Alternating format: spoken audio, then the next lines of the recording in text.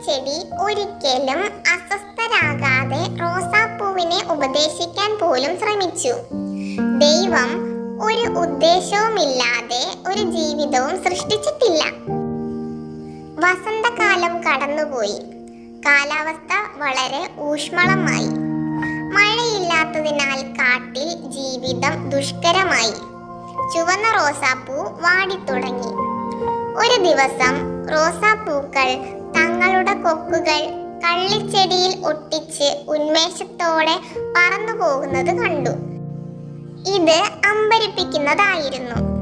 ചുവന്ന rose pine മരത്തോട് പക്ഷികൾ എന്താണ് ചെയ്യുന്നതെന്ന് ചോദിച്ചു. കള്ളിച്ചെടിയിൽ നിന്നാണ് പക്ഷികൾക്ക് വെള്ളം ലഭിക്കുന്നതെന്ന് പൈൻ മരം വിശദീകരിച്ചു. അവർ ദ്വാരങ്ങൾ ഉണ്ടാക്കുമ്പോൾ വേദനയില്ലേ? റോസ് ചോദിച്ചു. ചെറുകഥകൾ. കുരുവി: അതെ, പക്ഷേ കള്ളിച്ചെടികൾ പക്ഷികൾ കഷ്ടപ്പെടുന്നത് കാണാൻ ഇഷ്ടപ്പെടുന്നില്ല. പൈൻ മറുപടി നൽകി. റോസ് ആശ്ചര്യത്തോടെ കണ്ണുകൾ തുറന്ന് ചോദിച്ചു. കള്ളിച്ചെടിയിൽ വെള്ളമുണ്ടോ? അതെ, നിങ്ങൾക്കും അതിൽ നിന്ന് കുടിക്കാം. കള്ളിച്ചെടിയോട് സഹായം ചോദിച്ചാൽ കുരുവിക്ക് നിങ്ങൾക്ക് വെള്ളം കൊണ്ടുവരാൻ കഴിയും.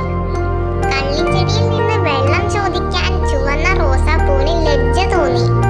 പക്ഷേ ഒടുവിൽ അത് സഹായം അഭ്യർത്ഥിച്ചു. കള്ളിച്ചെടികൾ ദയയോടെ സമ്മതിച്ചു. പക്ഷികൾ അവരുടെ കൊക്കുകളിൽ വെള്ളം നിറയ്ക്കുകയും റോസാപ്പൂവിന്റെ വേരുകൾ അങ്ങനെ റോസാപ്പൂ ഒരു പാഠം പഠിച്ചു. പിന്നീട് ആരെയും അവരുടെ രൂപം കൊണ്ട്